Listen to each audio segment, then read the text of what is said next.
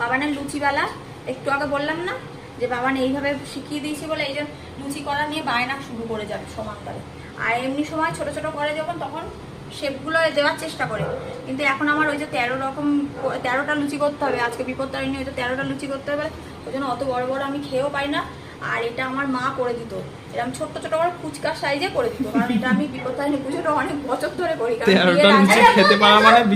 আগে থেকে মা মানে বাড়িতে থাকতো, কারণ মা পেরে উঠতো না সব দিকে, আর করে মার শরীরটাও ভালো ছিল না, যখন ওই পারতো না তখন আমি বিয়ে মানে আমি তখন মনে হয় ওই 9-10-এ পড়ি, তখন থেকে মানে বিপত্তারিণী পুজো ওই কাকিমাদের সঙ্গে পুজো দিতে যেতাম।